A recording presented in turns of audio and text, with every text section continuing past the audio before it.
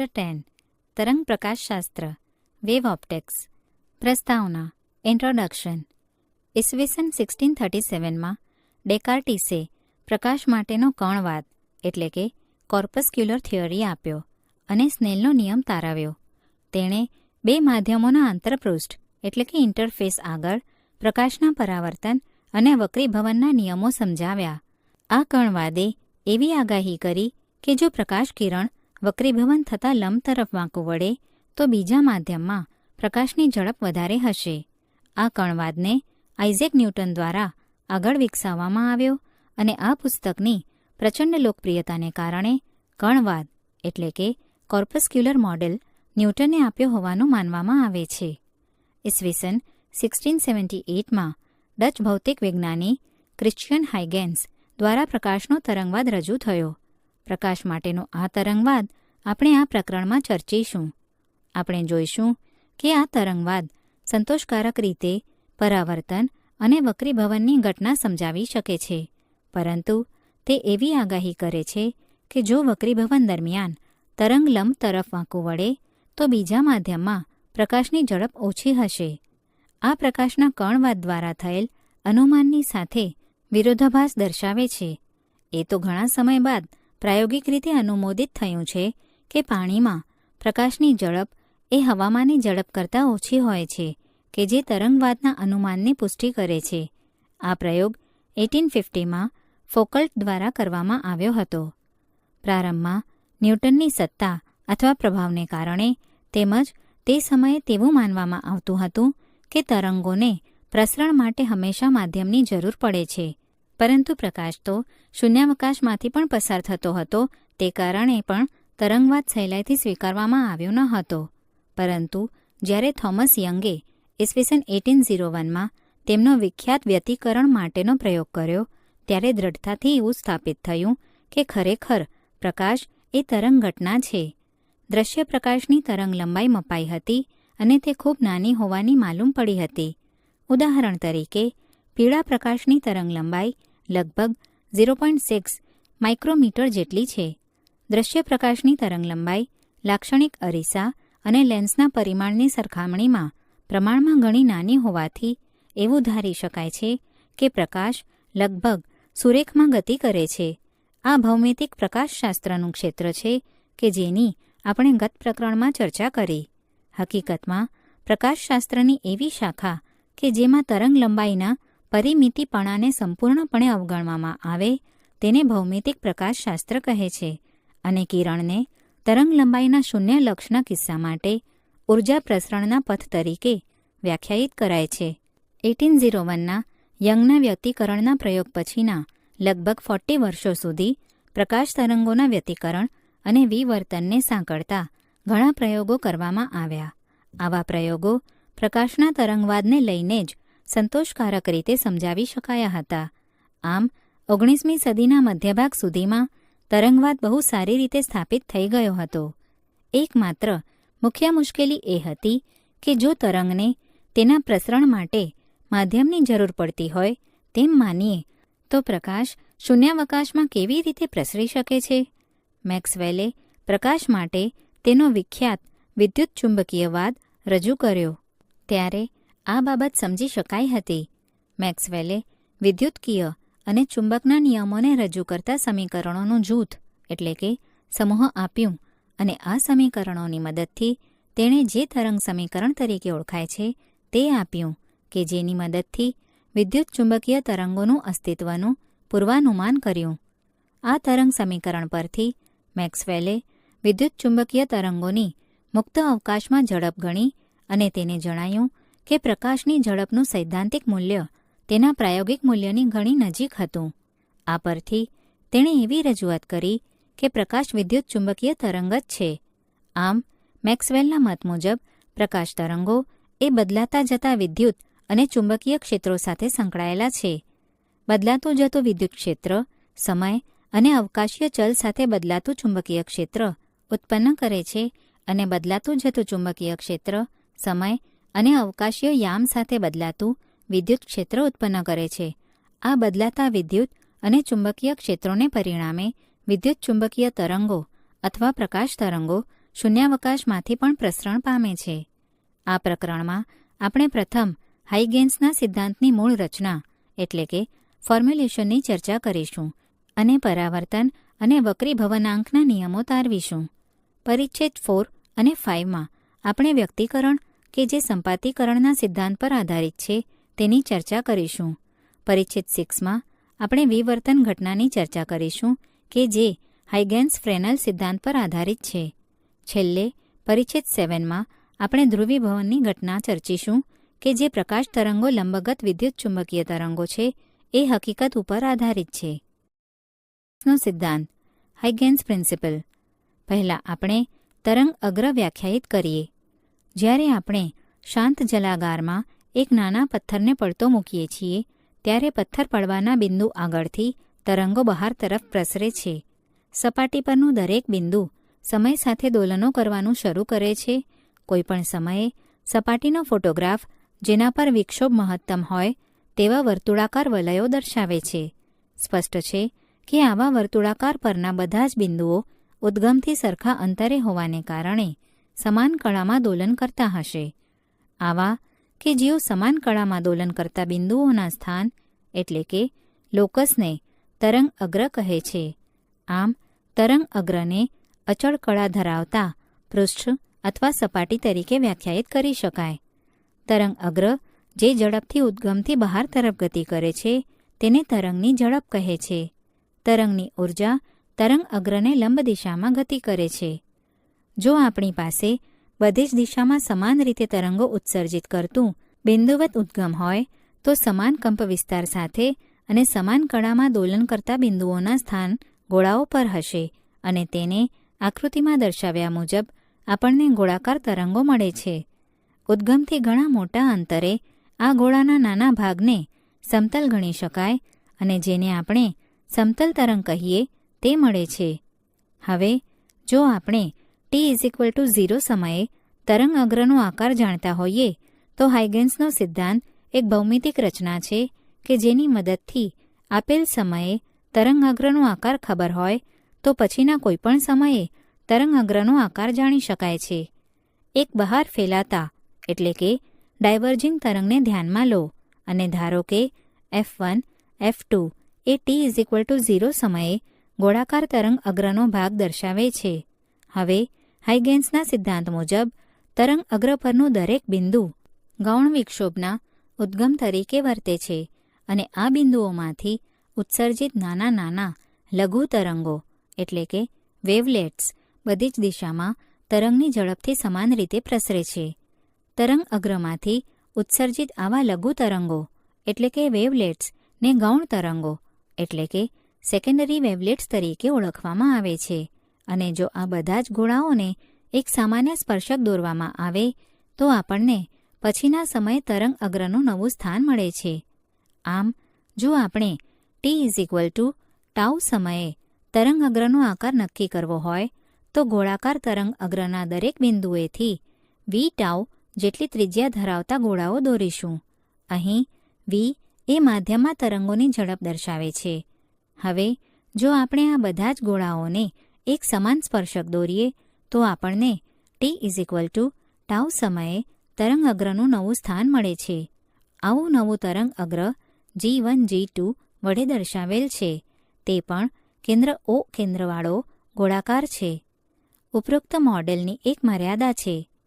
આકૃતિમાં દર્શાવ્યા મુજબ આપણને પાછળની દિશામાં પણ એક તરંગ D1, D2 મળે છે. હાઇગેન્સે એવો તર્ક આપ્યો કે આવા ગૌણ લઘુ તરંગો એટલે કે વેવલેટ્સનો આગળની દિશાનો કંપવિસ્તાર મહત્તમ જ્યારે પાછળની દિશામાં આ કંપવિસ્તાર શૂન્ય હોય છે. આવી અનૌપચારિક એટલે કે એડહોક પૂર્વધારણા પરથી હાઇગેન્સ પાછળની દિશામાંના તરંગની ગેરહાજરી સમજાવી શક્યો. અલબત્ત આવી અનૌપચારિક એટલે કે એડહોક પૂર્વધારણા એ સંતોષકારક નથી અને પાછળની દિશામાં તરંગની ગેરહાજરી એ વધુ વિસ્તૃત તરંગવાદથી જ વ્યાજબી ઠેરવાય છે. આ જ રીતે આપણે હાઇગેન્સના સિદ્ધાંતની મદદથી માધ્યમમાં પ્રસરતા સમતલ તરંગ માટે પણ તરંગ અગ્રનો આકાર શોધી શકીએ છીએ. પ્રકાશીય ઉપકરણો ઓપ્ટિકલ ઇન્સ્ટ્રુમેન્ટ્સ. અરીસા, લેન્સ અને પ્રિઝમના પરાવર્તન અને વક્રીભવનના ગુણધર્મોનો ઉપયોગ કરી ઘણા પ્રકાશીય ઉપકરણો બનાવવામાં આવ્યા છે. પેરિસ્કોપ, કેલિડોસ્કોપ, બાયનોક્યુલર્સ, દૂરબીન, સૂક્ષ્મદર્શક વગેરે પ્રકાશીય ઉપકરણો વ્યવહારમાં ખૂબ જ સામાન્ય છે. માનવ આંખ એ કુદરતે આપણને આપેલ સર્વોત્તમ પ્રકાશીય ઉપકરણ છે એમ ચોક્કસ કહી શકાય. માનવ આંખ વિશે આપણે અભ્યાસ કરી ગયા છીએ. હવે આપણે માઇક્રોસ્કોપ અને ટેલિસ્કોપના સિદ્ધાંત અને કાર્યપદ્ધતિ સમજીશું. માઇક્રોસ્કોપ સાદું વિવર્ધક અથવા માઇક્રોસ્કોપ એ નાની કેન્દ્ર લંબાઈ ધરાવતો અભિસારી એટલે કે બહિર્ગોળ લેન્સ છે. આવા લેન્સનો માઇક્રોસ્કોપ તરીકે ઉપયોગ કરવા માટે લેન્સને વસ્તુની નજીક એક કેન્દ્ર લંબાઈ અથવા તેના કરતાં ઓછા અંતરે રાખવામાં આવે છે અને લેન્સને બીજી બાજુ લેન્સથી નજીક આંખને રાખવામાં આવે છે. અહીં યોજના એવી હોય છે કે વસ્તુનું સીધું એટલે કે ચત્તું, આભાસી અને વિવર્ધિત પ્રતિબિંબ એવા અંતરે મળે કે તેને સુગમતાથી જોઈ શકાય, અર્થાત 25 સેન્ટીમીટર અથવા વધુ અંતરે મળે. જો વસ્તુ f જેટલા અંતરે હોય તો તેનું પ્રતિબિંબ અનંત અંતરે મળે છે. તેમ છતાં જો વસ્તુ લેન્સની કેન્દ્ર લંબાઈથી સહેજ જ ઓછા અંતરે હોય તો પ્રતિબિંબ આભાસી, ચત્તું, વિવર્ધિત અને અનંત અંતર કરતાં નજીક મળે છે. પ્રતિબિંબને સરળતાથી આરામદાયક રીતે સ્પષ્ટ જોઈ શકાય તે માટે પ્રતિબિંબ નજીક બિંદુ અંતરે d is approximately equal two 25 centimetre હોવા છતાં તે આંખને થોડો શ્રમ પહોંચાડે છે. આથી ઘણીવાર અનંત અંતરે રચાતા પ્રતિબિંબને આંખ વડે આરામદાયક રીતે જોવા માટે સૌથી યોગ્ય ગણવામાં આવે છે. આ બંને કિસ્સાઓ આપણે જોઈ શકીએ છીએ. સાદા માઇક્રોસ્કોપ વડે નજીક બિંદુ D પાસે રચાતા પ્રતિબિંબની રેખીય મોટવણી m નીચેના સૂત્ર વડે આપવામાં આવે છે. m is equal two v upon u is equal two v 1 upon v minus 1 upon f is equal two 1 minus v upon f. હવે આપણે સંજ્ઞા પદ્ધતિ મુજબ v ઋણ છે અને તે માનાંકમાં d જેટલું છે. આમ મોટવણી m is equal two 1 plus d upon f 39 પરથી મળે છે. d is equal two 25 centimetre છે. આથી મોટવણી 6 મેળવવા માટે લેન્સની કેન્દ્ર લંબાઈ f is equal to 5 centimetre રાખવી પડે. નોંધો કે m is equal to h dash upon h, જ્યાં h ઇઝ ઇક્વલ ટુ વસ્તુની ઊંચાઈ અને h dash is equal to પ્રતિબિંબની ઊંચાઈ. આરામદાયક રીતે જોવા d અંતરે રાખેલ વસ્તુના પ્રતિબિંબે બનાવેલ ખૂણા અને વસ્તુએ બનાવેલ ખૂણાનો ગુણોત્તર પણ આ મોટવણી જેટલો છે. નોંધો કે આ ખૂણો એ ખરેખર વસ્તુએ આંખ સાથે બનાવેલ ખૂણો જે h અપોન u જેટલો હોય છે તે નથી. એક લેન્સવાળા સાદા વિવર્ધક એટલે કે મેગ્નિફાયર એટલું જ કરે છે કે તે વસ્તુને આંખથી d કરતાં નજીક લાવે છે. હવે આપણે પ્રતિબિંબ અનંત અંતરે હોય ત્યારે મોટવણી મેળવીશું. આ કિસ્સામાં આપણે કોણીય મોટવણી મેળવવી પડશે. ધારો કે વસ્તુની ઊંચાઈ h છે. જ્યારે વસ્તુ નજીક બિંદુ પર હોય અથવા d અંતરે હોય છે ત્યારે તે મહત્તમ કોણ બનાવે અને લેન્સ વગર તેને સ્પષ્ટ જોઈ શકાય છે. રચાતો ખૂણો નીચેના સૂત્ર વડે આપી શકાય છે. tan theta 0 is equal to h upon d is equal to theta 0 40. હવે આપણે વસ્તુ જ્યારે u અંતરે હોય ત્યારે પ્રતિબિંબે આંખ સાથે બનાવેલ ખૂણો શોધીશું. h dash upon h is equal two m is equal two v upon u. સૂત્ર પરથી પ્રતિબિંબે બનાવેલ ખૂણો tan theta i is equal to h dash upon minus v is equal to h upon minus v. v upon u is equal to h upon minus u is approximately equal to theta i. વસ્તુ જ્યારે u is equal two minus f અંતરે હોય ત્યારે તેણે બનાવેલ ખૂણો theta i is equal to h upon f 41. m is equal to theta i upon theta 0 is equal two d upon f 42. જ્યારે પ્રતિબિંબ નજીક બિંદુ અંતર પાસે હોય સમીકરણ 39 ત્યારે મળતી મોટવણી કરતાં આ એક જેટલું ઓછું છે, પરંતુ પ્રતિબિંબ ખૂબ જ આરામદાયક રીતે જોઈ શકાય છે અને મોટવણીમાં મળતો તફાવત સામાન્ય રીતે ઘણો નાનો હોય છે. હવે પછીની પ્રકાશીય ઉપકરણો એટલે કે માઇક્રોસ્કોપ અને ટેલિસ્કોપની ચર્ચામાં આપણે પ્રતિબિંબ અનંત અંતરે મળે છે તેવું ધારીશું. વાસ્તવિક કેન્દ્ર લંબાઈઓ માટે સાદા માઇક્રોસ્કોપ વડે મળતી વધુમાં વધુ મોટવણી મર્યાદિત <=9 છે. આનાથી વધુ મોટવણી મેળવવા માટે બે લેન્સનો ઉપયોગ કરવામાં આવે છે. એક લેન્સની અસર બીજા લેન્સ દ્વારા મોટી થાય છે. આને સંયુક્ત માઇક્રોસ્કોપ કહે છે. સંયુક્ત માઇક્રોસ્કોપની રૂપરેખા આકૃતિમાં દર્શાવી છે. વસ્તુની નજીકના લેન્સને વસ્તુકાંચ એટલે કે ઓબ્જેક્ટિવ કહે છે, જે વસ્તુનું સાચું, ઉલટું અને મોટું પ્રતિબિંબ આપે છે. આ પ્રતિબિંબ બીજા લેન્સ નેત્રકાંચ એટલે કે આઈપીસ માટે વસ્તુ તરીકે વર્તે છે, જે સાદા માઇક્રોસ્કોપ અથવા મેગ્નિફાયરની જેમ વર્તે છે અને અંતિમ પ્રતિબિંબ આપે છે, જે આભાસી અને મોટું હોય છે. પ્રથમ ઉલટું પ્રતિબિંબ આઈપીસના ફોકલ પ્લેન પર અથવા અંદર રચાય છે, જે અંતિમ પ્રતિબિંબ અનંત અંતરે આપે છે અથવા નજીક બિંદુ આગળ પ્રતિબિંબ રચવા જરૂરી હોય તે કરતાં સહેજ નજીક આપે છે. સ્પષ્ટ છે કે અંતિમ પ્રતિબિંબ વસ્તુને સાપેક્ષે ઉલટું મળે છે. હવે આપણે સંયુક્ત માઇક્રોસ્કોપના કારણે મોટવણીનું સૂત્ર મેળવીશું. આકૃતિ દર્શાવે છે કે ઓબ્જેક્ટિવને લીધે રેખીય મોટવણી m0 h L/f0 બરાબર છે 43, જ્યાં આપણે tan બીટા h/f0 h'/L સૂત્રનો ઉપયોગ કર્યો છે. અહીં L b1 b' છે. અહીં h' પ્રથમ પ્રતિબિંબની ઊંચાઈ છે, h વસ્તુની ઊંચાઈ અને f0 ઓબ્જેક્ટિવ લેન્સની કેન્દ્ર લંબાઈ છે. પ્રથમ પ્રતિબિંબ આઈપીસના મુખ્ય કેન્દ્ર પાસે રચાય છે. ઓબ્જેક્ટિવ લેન્સના દ્વિતીય મુખ્ય કેન્દ્ર b1 અને આઈપીસના પ્રથમ મુખ્ય કેન્દ્ર b' કેન્દ્ર લંબાઈ fe વચ્ચેના અંતરને સંયુક્ત માઇક્રોસ્કોપની ટ્યુબ લેન્થ અંતર L કહે છે. પ્રથમ ઉલટું પ્રતિબિંબ આઈપીસના મુખ્ય કેન્દ્ર પાસે મળતું હોવાથી સાદા માઇક્રોસ્કોપ માટેની અગાઉની ચર્ચા મુજબ મળેલ પરિણામનો ઉપયોગ કરી આપણે તેને લીધે મળતી કોણીય મોટવણી ME સમીકરણ 39 મેળવીશું.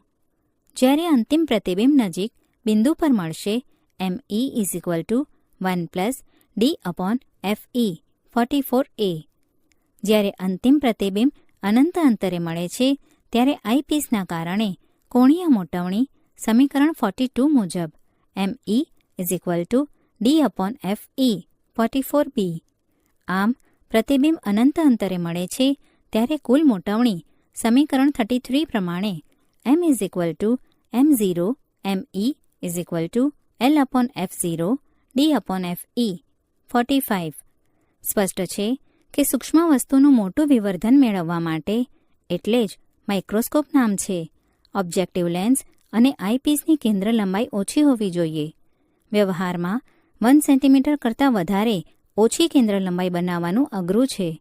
વળી એલને મોટો કરવા માટે મોટા લેન્સ બનાવવા પડે છે. ઉદાહરણ તરીકે f0 = 1.0 સેન્ટીમીટરના ઓબ્જેક્ટિવ, fe = 2.0 સેન્ટીમીટરના આઈપીસ અને ટ્યુબ લેન્થ 20 સેન્ટીમીટર હોય તો m = m0 ME = L/f0 D/FE = 20/1 × 25/2 = 250. અન્ય ઘણી બાબતો જેમ કે વસ્તુની દીપ્તિમાન એટલે કે પ્રકાશિતતા, ઇલ્યુમિનેશન વગેરે પણ પ્રતિબિંબની ગુણવત્તા અને દ્રશ્યતામાં અસર કરે છે. આધુનિક માઇક્રોસ્કોપમાં ઓબ્જેક્ટિવ અને આઈપીસ બંને માટે બહુ ઘટક લેન્સો વપરાય છે, જેથી લેન્સની વિવિધ ત્રુટીઓનું એટલે કે ક્ષતિઓનું નિવારણ કરી પ્રતિબિંબની ગુણવત્તા સુધારી શકાય. ટેલિસ્કોપ. ટેલિસ્કોપનો ઉપયોગ દૂરની કોણીય મોટવણી મેળવવા માટે થાય છે. તેમાં પણ ઓબ્જેક્ટિવ અને આઈપીસ એમ બે લેન્સ હોય છે, પરંતુ અહીં ઓબ્જેક્ટિવની કેન્દ્ર લંબાઈ અને વ્યાસ આઈપીસના પ્રમાણમાં ખૂબ જ મોટા રાખવામાં આવે છે. દૂરની વસ્તુમાંથી આવતા કિરણો ઓબ્જેક્ટિવમાં દાખલ થઈ તેના દ્વિતીય મુખ્ય કેન્દ્ર પાસે નળીમાં તેનું વાસ્તવિક પ્રતિબિંબ રચે છે. આઈપીસ તેનું વિવર્ધિત એવું અંતિમ અને ઉલટું પ્રતિબિંબ રચે છે. અંતિમ પ્રતિબિંબ આંખ સાથે આંતરેલ ખૂણો બીટા અને વસ્તુએ ઓબ્જેક્ટિવ અથવા આંખ સાથે આંતરેલ ખૂણો આલ્ફાના ગુણોત્તરને ટેલિસ્કોપની મોટાવણી અથવા મોટવ શક્તિ મેગ્નિફાઇંગ પાવર કહે છે. આથી m is approximately equal to beta upon alpha is approximately equal to h upon fe. f0 upon h is equal to f0 upon fe. 46. આ કિસ્સામાં ટેલિસ્કોપની ટ્યુબ લંબાઈ f0 પ્લસ fe છે. ટેરેસ્ટ્રીયલ ટેલિસ્કોપમાં ઇન્વર્ટિંગ લેન્સની એક વધારાની જોડ હોય છે જે અંતિમ પ્રતિબિંબ ચત્તું એટલે કે સીધું આપે છે. રિફ્રેક્ટિંગ એટલે કે વક્રીકારક ટેલિસ્કોપનો ટેરેસ્ટ્રીયલ તેમજ એસ્ટ્રોનોમિકલ એમ બંને વસ્તુઓના અવલોકનો માટે થાય છે.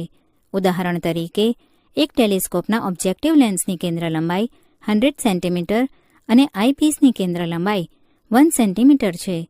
આ ટેલિસ્કોપ માટે મોટવ શક્તિ m is equal to 100/1 is equal to 100. ધારો કે આ ટેલિસ્કોપ વડે 1 એટલે કે 1 મિનિટ ચાપ જેટલું અંતર ધરાવતા બે તારાઓનું નિરીક્ષણ કરવામાં આવે છે. આ તારાઓ એકબીજાથી 100 × 1 is equal to 100 is equal to 1.67 degree જેટલા કોણીય અંતરે હોય તેમ જણાશે.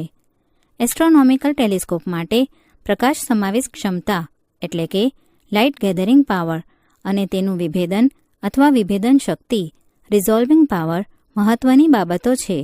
આ પૈકી પ્રકાશ સમાવેશ ક્ષમતા સ્પષ્ટ રીતે ઓબ્જેક્ટિવના ક્ષેત્રફળ પર આધાર રાખે છે.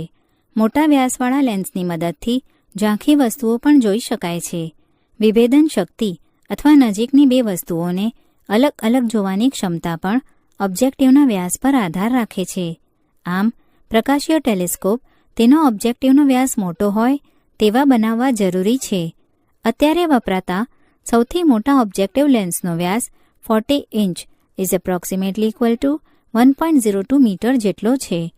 આવો ટેલિસ્કોપ યુએસએમાં વિસ્કોન્સિન ખાતે આવેલી યર્કિસ વેધશાળા એટલે કે ઓબ્ઝર્વેટરીમાં છે. આવા મોટા લેન્સ ખૂબ જ વજનદાર હોય છે અને તેમને બનાવવાનું અને છેડા પાસેથી ટેકવવાનું ખૂબ જ મુશ્કેલ છે. વધુમાં એવા લેન્સ બનાવવાનું ખૂબ જ મુશ્કેલ અને ખર્ચાળ પણ છે કે જેઓ વર્ણવિપત એટલે કે ક્રોમેટિક એબ્રિએશનથી અને વિકૃતિથી મુક્ત હોય તેવા પ્રતિબિંબ આપે. આવા કારણોસર આધુનિક ટેલિસ્કોપમાં ઓબ્જેક્ટિવ તરીકે લેન્સને બદલે અંતર્ગોળ અરીસાનો ઉપયોગ થાય છે. ઓબ્જેક્ટિવ તરીકે અરીસાનો ઉપયોગ થતો હોય તેવા ટેલિસ્કોપને પરાવર્તક એટલે કે રિફ્લેક્ટિંગ ટેલિસ્કોપ કહે છે. તેના કેટલાક ફાયદા છે. પ્રથમ તો અરીસા માટે વર્ણવિપથન હોતું નથી. બીજું, જો પારવલયિક એટલે કે પેરાબોલિક પરાવર્તક સપાટીનો ઉપયોગ કરવામાં આવે તો ગોળીય વિપથન એટલે કે સ્ફેરિકલ એબ્રિએશન પણ નાબૂદ થઈ શકે છે. અરીસાનું વજન સમાન પ્રકાશીય ક્ષમતા ધરાવતા લેન્સ કરતાં ઘણું ઓછું હોય છે. તેને માત્ર કિનારી પર નહીં પણ તેની પાછળની સમગ્ર સપાટી પર ટેકવી શકાય છે. તેથી યાંત્રિક ટેકાનો પ્રશ્ન ઘણો ઘટી જાય છે. પરાવર્તક ટેલિસ્કોપની એક સ્વાભાવિક મુશ્કેલી એ છે કે ઓબ્જેક્ટિવ અરીસો ટેલિસ્કોપ ટ્યુબની અંદર જ પ્રકાશને કેન્દ્રિત કરે છે. આથી આઈપીસ અને અવલોકનકાર પણ ત્યાં જ હોવા જરૂરી છે. પરંતુ આનાથી થોડો પ્રકાશ જે અવલોકનકારના પાંજરા પર આધારિત છે અવરોધાય છે. કેલિફોર્નિયા ખાતે આવેલા એમટી પાલોમર ટેલિસ્કોપમાં આ માટે ખૂબ જ મોટો 200 inch is approximately equal to 5.08 મીટરનો વ્યાસ રાખવામાં આવ્યો છે. નાના પાંજરામાં અવલોકન કરતા અરીસાના મુખ્ય કેન્દ્ર પાસે બેસે છે. મુશ્કેલીના અન્ય ઉકેલમાં પ્રકાશને વિચલિત કરી એક બીજા અરીસા વડે કેન્દ્રિત કરાય છે. આવી એક રચનામાં ગૌણ બહિર્ગોળ અરીસા પરથી પરાવર્તિત થતા કિરણો ઓબ્જેક્ટિવ પ્રાથમિક અરીસામાં રાખેલ છિદ્ર એટલે કે હોલમાંથી પસાર થઈને આઈપીસ પર કેન્દ્રિત થાય છે. આ ટેલિસ્કોપ તેના શોધકના નામ પરથી કેસેગ્રેઇન ટેલિસ્કોપ તરીકે જાણીતું છે. એમાં નાના ટેલિસ્કોપમાં મોટી કેન્દ્ર લંબાઈ મેળવવાનો ફાયદો છે. ભારતમાં સૌથી મોટું ટેલિસ્કોપ તામિલનાડુમાં કાવાલુર ખાતે છે. તે 2.34 મીટર વ્યાસ ધરાવતું પરાવર્તક એટલે કે કેસેગ્રીન ટેલિસ્કોપ છે. તેને જમીન પર રાખી, પોલિશ કરી, ગોઠવીને તેનો ઉપયોગ Indian institute of astrophysics, Bangalore દ્વારા થાય છે. વિશ્વમાં સૌથી મોટા પરાવર્તક ટેલિસ્કોપ યુએસએમાં હવાઈ ખાતે આવેલા કેક ટેલિસ્કોપની જોડ છે, જેમાં 10 મીટર વ્યાસના પરાવર્તકો છે. તરંગોનો સુસંબદ્ધ અને સુસંબંધ સરવાળો, કોહેરન્ટ એન્ડ ઇનકોહેરન્ટ એડિશન ઓફ વેવ્સ. આ પરિચ્છેદમાં આપણે બે તરંગોના સંપાતીકરણને કારણે ઉત્પન્ન થતી વ્યતિકરણ ભાતની ચર્ચા કરીશું. ખરેખર તો વ્યતિકરણનું સમગ્ર ક્ષેત્ર સંપાતીકરણના સિદ્ધાંત મુજબ માધ્યમના કોઈ ચોક્કસ બિંદુ આગળ સંખ્યાબંધ તરંગોના સંપાતીકરણને કારણે પરિણામી સ્થાનાંતર એ દરેક તરંગ દ્વારા થતા સ્થાનાંતરના સદિશ સરવાળા બરાબર હોય છે તે પર આધારિત છે. પાણી ભરેલા છીછરા પાત્રમાં બે સોય S1 અને S2 ઉપર નીચેની દિશામાં સમાન રીતે પાણીની સપાટીને અડકે તેમ આવર્ત ગતિ કરે છે. તેઓ બે જલ તરંગો ઉત્પન્ન કરે છે અને કોઈ ચોક્કસ બિંદુ આગળ દરેક તરંગને કારણે ઉત્પન્ન થતા સ્થાનાંતરો વચ્ચેનો કળા તફાવત સમય સાથે બદલાતો નથી. જ્યારે આવું બને છે ત્યારે બંને ઉદ્ગમો સુસંબદ્ધ છે તેમ કહેવાય છે. આપેલ સમયે શૃંગના સ્થાનો એટલે કે સળંગ વર્તુળો અને ગર્તના સ્થાનો એટલે કે ત્રુટક વર્તુળો દર્શાવેલ છે. કોઈ બિંદુ Pનો વિચાર કરો કે જેના માટે S1P = S2P છે. S1P અને S2P અંતરો સમાન હોવાથી S1 અને S2થી બિંદુ P સુધી પહોંચતા તરંગોને લાગતો સમય સમાન હશે અને S1 અને S2માંથી સમાન કળામાં ઉત્પન્ન થતા તરંગો બિંદુ P આગળ પણ સમાન કળામાં જ પહોંચશે. આમ જો બિંદુ P આગળ S1 ઉદ્ગમ દ્વારા ઉત્પન્ન સ્થાનાંતર Y1 = A cos ωt વડે આપી શકાય તો બિંદુ P આગળ S2 ઉદ્ગમ દ્વારા ઉત્પન્ન સ્થાનાંતર પણ નીચે મુજબ આપી શકાય. Y2 = A cos ωt આપી શકાય. આમ P આગળ પરિણામી સ્થાનાંતર નીચે મુજબ અપાશે. Y = Y1 + Y2 = 2A cos ωt અપાય છે. હવે તીવ્રતા કંપવિસ્તારના વર્ગના સમપ્રમાણમાં હોવાથી પરિણામી તીવ્રતા I = 4I0 થશે, જ્યાં I0 એ દરેક સ્વતંત્ર ઉદ્ગમ દ્વારા ઉત્સર્જિત તીવ્રતા છે. I0 એ A² સમપ્રમાણમાં છે. હકીકતમાં S1 S2 પરના લંબ દ્વિભાજક પરના કોઈપણ બિંદુ આગળ તીવ્રતા 4I0 જ થશે. આ સંજોગોમાં બંને ઉદ્ગમો એકબીજા સાથે સહાયક રીતે વ્યતિકરણ અનુભવે છે તેમ કહેવાય અને તેને આપણે સહાયક વ્યતિકરણ અનુભવે છે તેમ કહેવાય અને તેને આપણે સહાયક વ્યતિકરણથી ઓળખીશું. હવે પછી આપણે બિંદુ Qને ધ્યાનમાં લઈએ કે જેના માટે S2Q - S1Q = 2λ. S1માંથી ઉત્પન્ન તરંગો કરતાં બરાબર 2 આવર્ત ચક્ર સાયકલ્સ વહેલા પહોંચશે અને તેથી ફરીવાર એકબીજા સાથે કળામાં હશે. આમ જો S1ને કારણે ઉત્પન્ન સ્થાનાંતર નીચે મુજબ આપી શકીએ. Y1 = A cos ωt વડે અપાય તો S2 દ્વારા ઉત્પન્ન સ્થાનાંતર Y2 = A cos ωt - 4π = A cos ωt વડે અપાય છે, જ્યાં આપણે એ હકીકતનો ઉપયોગ કર્યો કે 2λ જેટલો પથ તફાવત એ 4π જેટલા કળા તફાવતને અનુરૂપ છે. આ બંને સ્થાનાંતરો ફરીવાર એકબીજાની સાથે કળામાં હશે અને તીવ્રતા ફરીવાર 4I0 થશે કે જે સહાયક વ્યતિકરણ આપે છે. ઉપરના વિશ્લેષણમાં આપણે એવું ધાર્યું કે S1Q અને S2Q અંતરોએ S1 અને S2 વચ્ચેના અંતર Dની સરખામણીમાં ઘણા મોટા છે કે જેથી ભલે S1Q અને S2Q સમાન નથી પણ દરેક ઉદ્ગમ દ્વારા ઉત્પન્ન સ્થાનાંતરનો કંપવિસ્તાર લગભગ સમાન છે. ટૂંકમાં જો આપણી પાસે બે સુસંબદ્ધ ઉદ્ગમો S1 અને S2 સમાન કળામાં દોલન કરતા હોય તો કોઈ યાદચ્છિક બિંદુ P આગળ જ્યારે પણ પથ તફાવત S1P = S2P = nλ n = 0, 1, 2, 3 so on. 10 હોય ત્યારે આપણને સહાયક વ્યતિકરણ મળશે અને પરિણામી તીવ્રતા 4I0 થશે. S1p અને S2p વચ્ચેની સંજ્ઞા S1p અને S2p વચ્ચેનો તફાવત સૂચવે છે. આનાથી વિપરીત બિંદુ P એવું હોય કે પદ તફાવત S1p S2p n + 1/2 lambda where n is equal to 0, 1, 2 so on થાય. 11 તો આપણને વિનાશક વ્યતિકરણ મળશે અને પરિણામી તીવ્રતા 0 થશે. હવે કોઈ અન્ય યાદચ્છિક બિંદુ G માટે ધારો કે બે સ્થાનાંતરો વચ્ચેનો પદ તફાવત phi છે. આમ જો S1 દ્વારા ઉત્પન્ન સ્થાનાંતર y1 = e cos ωt વડે અપાય તો S2 દ્વારા ઉત્પન્ન સ્થાનાંતર y2 = e cos ωt + phi વડે અપાય છે અને પરિણામી સ્થાનાંતર નીચે મુજબ લખી શકાય. y = y1 + y2 = a cos ωt + cos ωt + phi = 2a cos phi/2 cos ωt + phi/2 because cos a + cos b = 2 cos a + b/2 cos a - b/2. પરિણામી સ્થાનાંતરનો કંપવિસ્તાર 2a cos phi/2 પદ મુજબ અપાશે અને તેથી તે બિંદુ આગળ તીવ્રતા નીચે મુજબ આપી શકાય. I = 4I0 cos² phi/2 12. જો phi = 0 ± 2π ± 4π કે જે સમીકરણ વડે અપાતી શરતને અનુરૂપ હોય તો આપણને સહાયક વ્યતિકરણ મળશે કે જેથી તીવ્રતા મહત્તમ મળશે. આનાથી વિરુદ્ધ જો phi = ±π ±3π ±5π કે જે સમીકરણ 11ની શરતને અનુરૂપ છે તો આપણને વિનાશક વ્યતિકરણ મળશે અને તીવ્રતા 0 થશે.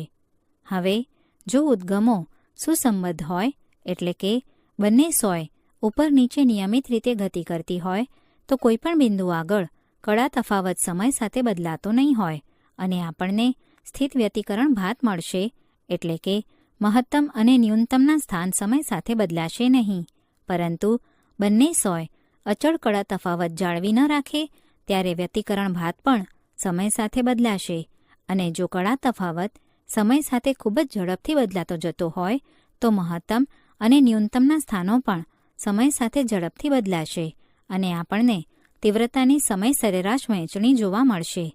આવું જ્યારે પણ થાય ત્યારે આપણને સરેરાશ તીવ્રતા દેખાશે કે જે i = 4I0 cos² phi/2 13 વડે અપાય છે, જ્યાં કોણાકાર કૌંસ સમય પરનું સરેરાશ સૂચવે છે.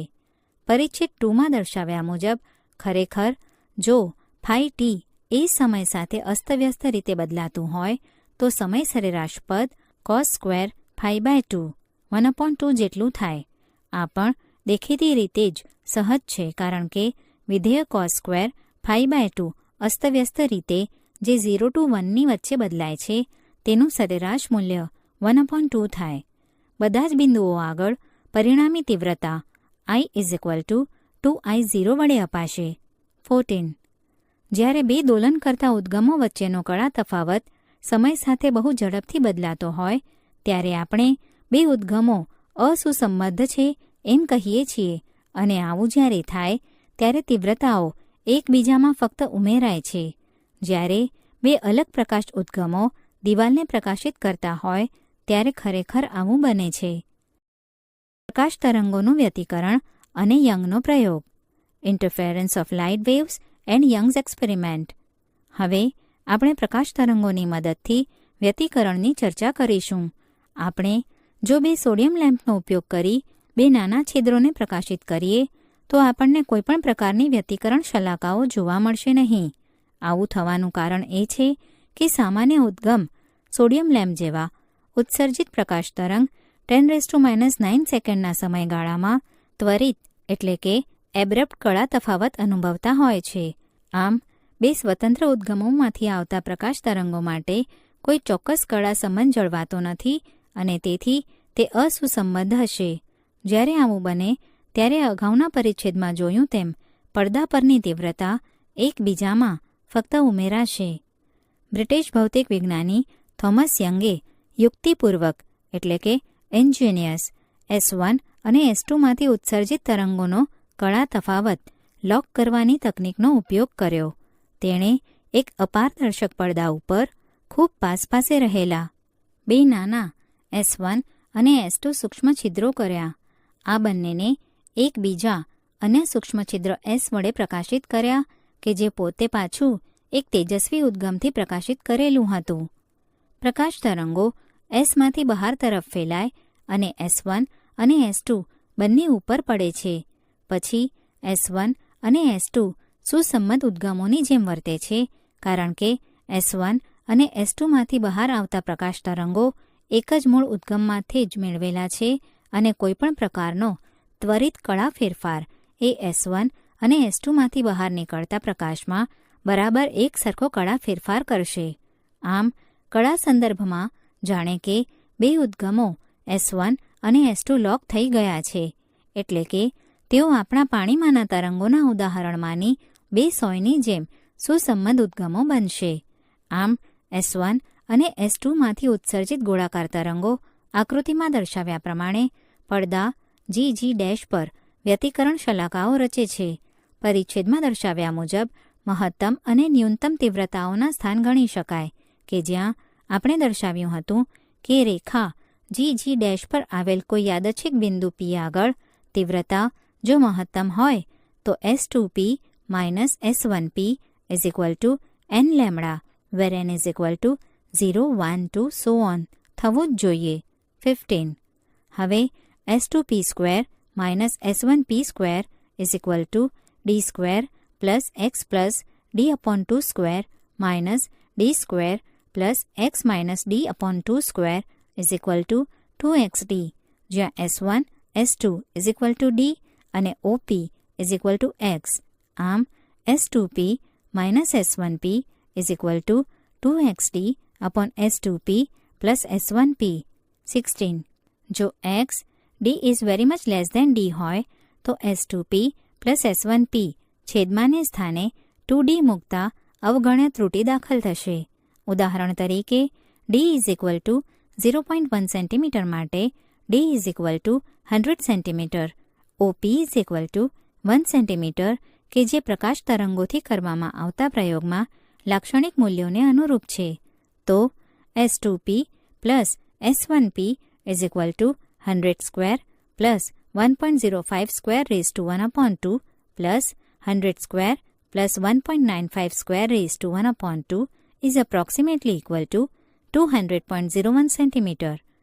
આમ આપણે જો S2P plus S1Pને સ્થાને 2d મૂકીએ તો સંકળાયેલ ત્રુટિ લગભગ 0.005% થશે. આ સન્નિકટતામાં સમીકરણ 16 નીચે મુજબ થશે. S2P minus S1P is approximately equal to xd upon d. 17. તેથી જ્યારે x is equal to xn is equal to n lambda d upon d, where n is equal to 0, plus or minus 1, plus or minus 2, and so on. 18. થાય ત્યારે આપણને સહાયક વ્યતિકરણ મળશે. પરિણામે તે વિભાગ પ્રકાશિત બનશે. તેનાથી ઉલટું જ્યારે xd upon d is equal to n plus 1/2 lambda એટલે કે x is equal to xn is equal to n plus 1/2 lambda d upon d, where n is equal to 0, plus or minus 1, plus or minus 2, and so on થશે. 19. ત્યારે આપણને અપ્રકાશિત વિભાગ મળશે. આમ આકૃતિમાં દર્શાવ્યા અનુસાર પડદા પર પ્રકાશિત અને અપ્રકાશિત પટ્ટાઓ જોવા મળશે. આવા પટ્ટાઓને શલાકાઓ કહે છે. સમીકરણો 18 અને 19 દર્શાવે છે કે અપ્રકાશિત અને પ્રકાશિત શલાકાઓ વચ્ચેનું અંતર સમાન હોય છે અને બે ક્રમિક પ્રકાશિત કે બે ક્રમિક અપ્રકાશિત શલાકાઓ વચ્ચેનું અંતર beta is equal two xn+1 minus xn અથવા beta is equal two lambda D upon D વડે અપાય છે. 20 કે જે શલાકાઓની પહોળાઈ માટેનું સમીકરણ છે. અત્રે એ સ્વાભાવિક છે કે કેન્દ્ર આગળનું બિંદુ O એ પ્રકાશિત હશે કારણ કે S1O = S2O અને તે n = 0 સમીકરણ 80 ને આનુષંગિક છે. હવે જો આપણે પુસ્તકના સમતલને લંબ અને જે ઓમાંથી પસાર થતી હોય એટલે કે y અક્ષને સમાંતર તેવી રેખા વિચારીએ તો તે રેખા પરના બધા બિંદુઓ S1, S2થી સમાન અંતરે આવેલા હશે અને આપણને મધ્યસ્થ પ્રકાશિત શલાકા મળશે કે જે આકૃતિમાં દર્શાવ્યા અનુસાર સુરેખા હશે. પડદા ઉપર વ્યતિકરણ ભાતનો આકાર નક્કી કરવા માટે આપણે એ નોંધીએ કે કોઈ ચોક્કસ શલાકાએ એવા બિંદુઓના સ્થાનોને અનુરૂપ હોય છે કે જેના માટે S2P - S1P અચળ હશે. જ્યારે જ્યારે આ અચળાંક લેમ્ડાના પૂર્ણાંક ગુણાંક બરાબર થશે ત્યારે શલાકા પ્રકાશિત હશે અને જ્યારે જ્યારે તે λ/2ના એકી પૂર્ણાંક ગુણાંક બરાબર થશે ત્યારે તે અપ્રકાશિત હશે. જ્યારે XY સમતલમાં રહેલ P બિંદુ કે જેથી S2P - S1P = ડેલ્ટા અચળ હોય ત્યારે તે બિંદુનો ગતિપથ અતિવલય એટલે કે હાઇપરબોલા છે. આમ વધુ ચોકસાઈથી તો શલાકાઓની ભાત એકદમ અતિવલય જ હોય છે, પરંતુ જો શલાકાની પહોળાઈની સરખામણીમાં d ખૂબ જ વધારે હોય તો શલાકાઓ લગભગ સુરેખા હોય છે, જે આકૃતિમાં દર્શાવેલ છે. આ વખતે તેણે સંખ્યાબંધ અપ્રકાશિત શલાકાઓ જોઈ કે જે એકબીજાથી સરખા અંતરે હોય. આ પહેલી વખતની સ્પષ્ટ સાબિતી હતી કે પ્રકાશ એકબીજામાં ઉમેરાઈને અંધારું આપી શકે. આ ઘટનાને વ્યતિકરણ કહે છે. થોમસ યંગે આની અપેક્ષા રાખેલી હતી કારણ કે તે પ્રકાશના તરંગવાદમાં માનતો હતો. આપણે અહીં એ જણાવવું જોઈએ કે S1 અને S2 બિંદુવત ઉદ્ગમો હોવા છતાં શલાકાઓ સીધી રેખા તરીકે મળે છે. જો આપણે બિંદુવત ઉદ્ગમને બદલે સ્લિટ લીધી હોત તો દરેક બિંદુઓની દરેક જોડ દ્વારા સુરેખ શલાકાઓ ઉત્પન્ન થઈ હોત અને પરિણામે વધેલી તીવ્રતા સાથેની સુરેખ શલાકાઓ મળત. ઉદાહરણ 3.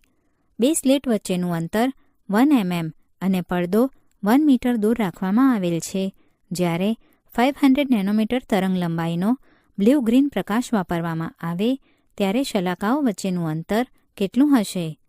ઉકેલ: શલાકાઓ વચ્ચેનું અંતર dλ/d =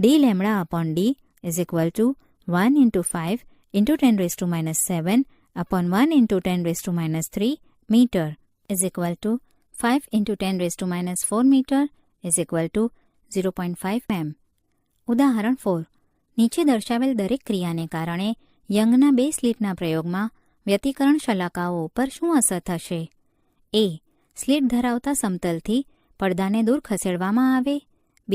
આપેલ એકરંગી પ્રકાશ ઉદ્ગમને બદલીને બીજો નાની તરંગ લંબાઈ ધરાવતો એકરંગી પ્રકાશ ઉદ્ગમ લેવામાં આવે.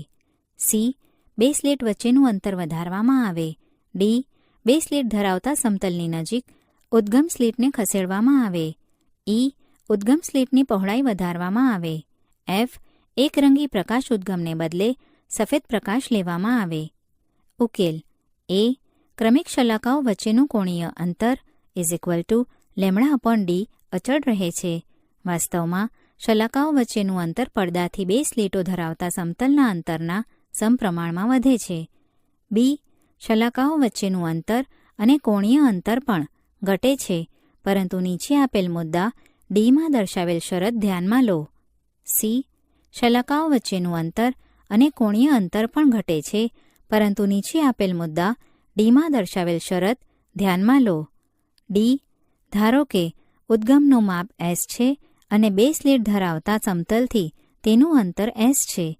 વ્યતિકરણ શલાકા દેખાય તે માટેની શરત s/s λ/d સંતોષાવી જોઈએ. અન્યથા ઉદ્ગમના જુદા જુદા ભાગને કારણે ઉત્પન્ન થતી શલાકાઓ એકબીજા ઉપર સંપાત થાય છે અને કોઈ શલાકાઓ દેખાતી નથી. આમ જેમ s ઘટશે એટલે કે ઉદ્ગમ સ્લિટ નજીક લાવતા તેમ વ્યતિકરણ ભાતની તીક્ષ્ણતા એટલે કે સ્પષ્ટતા ઘટતી જાય છે અને જ્યારે ઉદ્ગમને ખૂબ જ એટલું નજીક લાવવામાં આવે છે કે જેથી આ શરત ન પડાય ત્યારે શલાકાઓ દેખાતી બંધ થાય છે. આ જ્યાં સુધી થાય અથવા પડાય ત્યાં સુધી બે શલાકાઓ વચ્ચેનું અંતર અચળ જળવાઈ રહે છે. મુદ્દા ડીમાં દર્શાવ્યા મુજબ જ જેમ ઉદ્ગમ સ્લિટની પહોળાઈ વધારતા જઈએ તેમ વ્યતિકરણ ભાત ઓછી અને ઓછી સ્પષ્ટ થતી જાય છે. જ્યારે ઉદ્ગમ સ્લિટ એટલી પહોળી થાય કે જેથી S/S < λ શરત ન પડાય ત્યારે વ્યતિકરણ ભાત દેખાવાની બંધ થઈ જાય છે. F. સફેદ પ્રકાશની જુદા જુદા ઘટક રંગના ઘટકોને કારણે મળતી વ્યતિકરણ ભાતો એકબીજા ઉપર અસુસંબદ્ધ રીતે સંપાત થાય છે. જુદા જુદા રંગોને કારણે મળતી મધ્યસ્થ પ્રકાશિત શલાકાઓ એક જ સ્થાને મળે છે. તેથી મધ્યસ્થ શલાકા સફેદ છે. બિંદુ P કે જેના માટે S2P = S1P = λb/2, જ્યાં λb = 4000 એ વાદળી એટલે કે બ્લ્યુ રંગની તરંગ લંબાઈ દર્શાવે છે. ત્યાં આગળ વાદળી બ્લ્યુ ઘટક ગેરહાજર હશે અને શલાકા રાતા રંગની દેખાશે. તેનાથી થોડેક દૂર જતા S2Q - S1Q = λb = λr/2, જ્યાં λr = 8000 એ રાતા રંગની તરંગ લંબાઈ છે. ત્યાં શલાકા મુખ્યત્વે વાદળી એટલે કે બ્લ્યુ રંગની દેખાશે. આમ મધ્યસ્થ સફેદ શલાકાની બંને બાજુ તદ્દન નજીક આવેલ શલાકાએ રાતા રંગની અને સૌથી દૂર આવેલી શલાકા વાદળી એટલે કે બ્લ્યુ રંગની દેખાશે. અમુક શલાકાઓ પછી શલાકાની ભાત સ્પષ્ટ દેખાતી નથી. વિવર્તન ડિફ્રેક્શન. આપણે જો અપારદર્શક વસ્તુ દ્વારા રચાયેલ પડછાયાને ધ્યાનથી જોઈએ તો તેના ભૌમિતિક પડછાયાની નજીકના વિસ્તારમાં આપણને વ્યતિકરણમાં જેવા મળે છે તેવા જ વારાફરતી અપ્રકાશિત અને પ્રકાશિત વિસ્તાર જોવા મળે છે. આવું વિવર્તનની ઘટનાને કારણે થાય છે.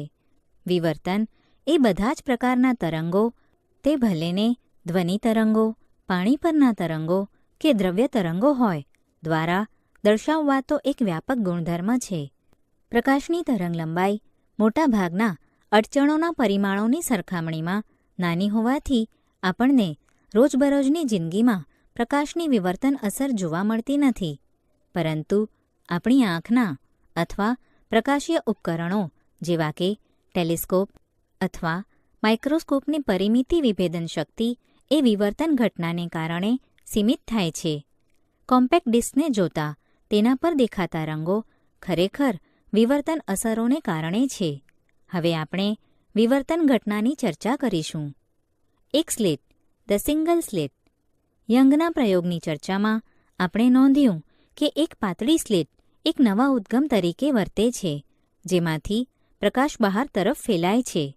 યંગ કરતાં પહેલાંના ન્યૂટન સહિતના પ્રયોગકર્તાઓએ પણ એવું નોંધ્યું હતું કે નાના છિદ્રોમાંથી કે પાતળી સ્લિટમાંથી પ્રકાશ ફેલાય છે તે ખૂણાઓ આગળથી વાંકું વળે છે અને એવો ભાગ કે જ્યાં આપણે પડછાયો અપેક્ષિત કર્યો હોય તે ભાગમાં પણ દાખલ થાય છે.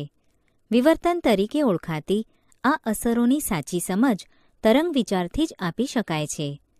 ખૂણામાં ઊભેલી વ્યક્તિ દ્વારા થતી વાતોના ધ્વનિ તરંગો સાંભળીને તમે સહેજ પણ અચંબિત થતા નથી. યંગના પ્રયોગમાં બે સ્લિટને સ્થાને એક પાતળી સ્લિટ મૂકવામાં આવે છે, જેને એકરંગી ઉદ્ગમથી પ્રકાશિત કરવામાં આવે છે. ત્યારે પડદા ઉપર મધ્યસ્થ પ્રકાશિત ભાગ ધરાવતી પહોળી ભાત જોવા મળે છે. બંને બાજુએ વારાફરતી અપ્રકાશિત અને પ્રકાશિત વિભાગો જોવા મળે છે કે જેની તીવ્રતા કેન્દ્રથી દૂર જતા જઈએ તેમ નબળી પડતી જાય છે. આ સમજવા માટે આકૃતિ જુઓ, જે દર્શાવે છે કે એક એ પહોળાઈની સ્લિટ ln ઉપર એક સમાંતર પ્રકાશ કિરણ લંબરૂપે પડે છે. વિવર્તિત પ્રકાશ આગળ જઈ પડદા ઉપર મળે છે. સ્લિટનું મધ્યબિંદુ M છે. Mમાંથી પસાર થતી અને સ્લિટના સમતલને લંબ સુરેખાએ પડદાના C બિંદુએ મળે છે. આપણને પડદા પરના કોઈ બિંદુ P આગળ તીવ્રતા જોઈએ છે. અગાઉની જેમ જ બિંદુઓ L, M, N વગેરેને બિંદુ P સાથે જોડતી સુરેખાઓને એકબીજા સાપેક્ષ સમાંતર ગણી શકાય કે જે લંબ MC સાથે થીટા કોણ બનાવે છે. અત્રે મૂળભૂત વિચાર એવો છે કે સ્લિટને આપણે ખૂબ નાના નાના વિભાગમાં વહેંચી દઈએ અને P આગળ તેમના દરેકના ફાળાને યોગ્ય કળા તફાવત સાથે ઉમેરીએ. આપણે સ્લિટ આગળ તરંગ અગ્રના જુદા જુદા વિભાગોને ગૌણ ઉદ્ગમો તરીકે લઈએ છીએ, કારણ કે આપાત તરંગ અગ્ર એ સ્લિટના સમતલને સમાંતર છે અને આ ઉદ્ગમો એકબીજા સાથે સમાન કળામાં છે.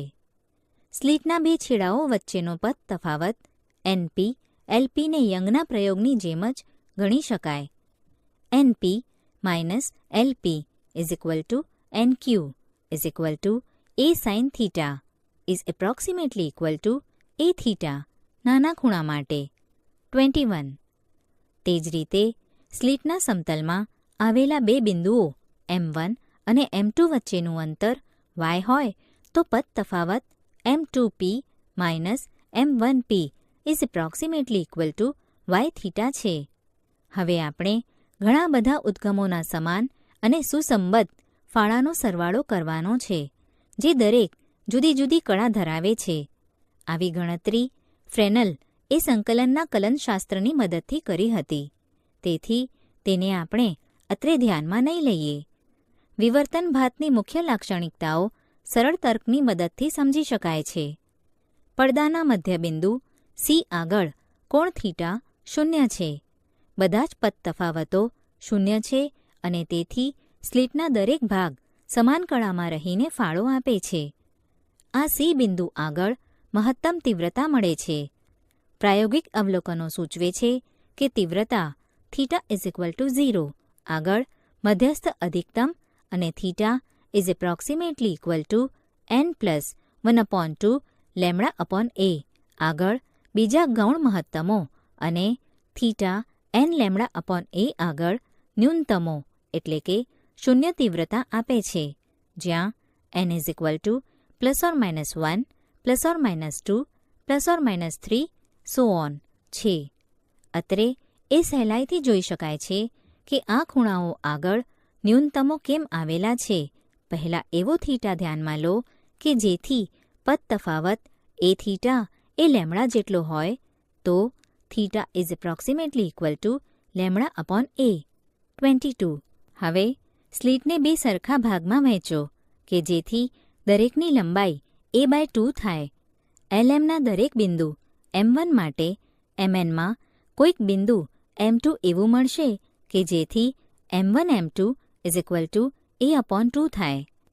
બિંદુ P આગળ આપેલ કોણ માટે M1 અને M2 વચ્ચેનો પથ તફાવત M2P minus M1P is equal to theta a/2 is equal to λ/2 થશે.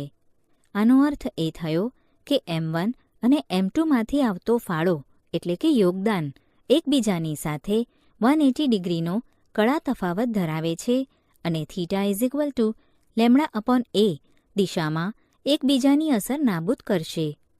સમીકરણ 22 એ કયા કોણે તીવ્રતા ઘટીને શૂન્ય થશે તે દર્શાવે છે.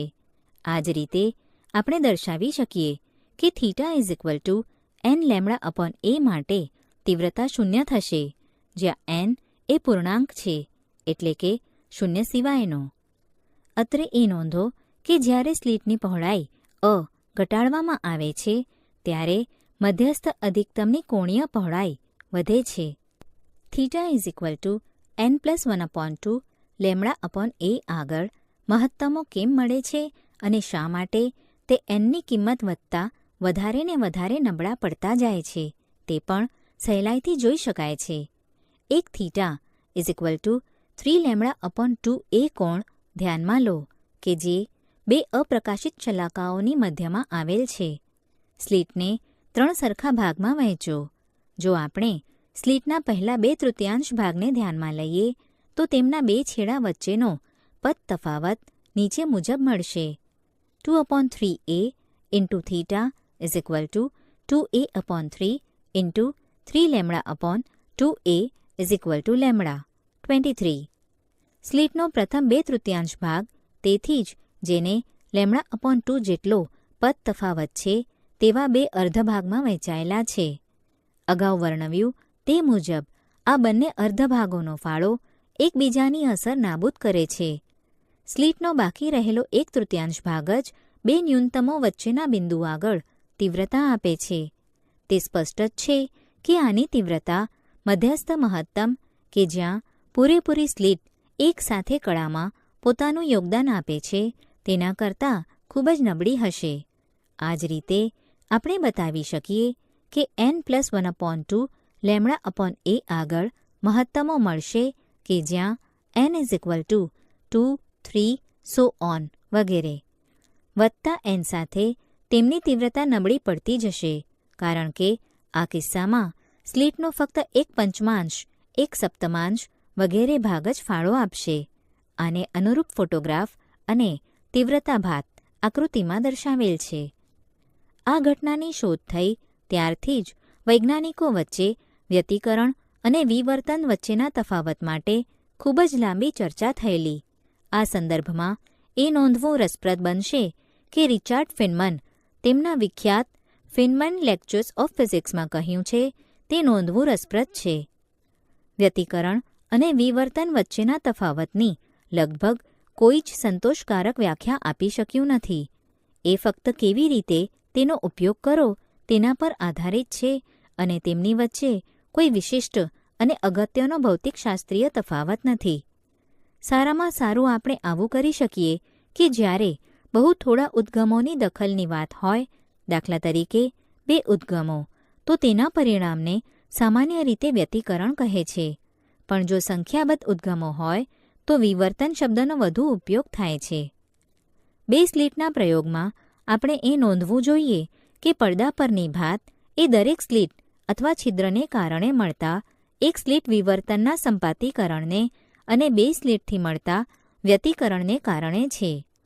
તે એક પહોળી વિવર્તન ટોચ એટલે કે પીક દર્શાવે છે કે જેમાં 2 સ્લિટથી મળતા વ્યતિકરણને કારણે મળતી ઓછી પહોળાઈની ઘણી બધી શલાકાઓ આવેલી છે.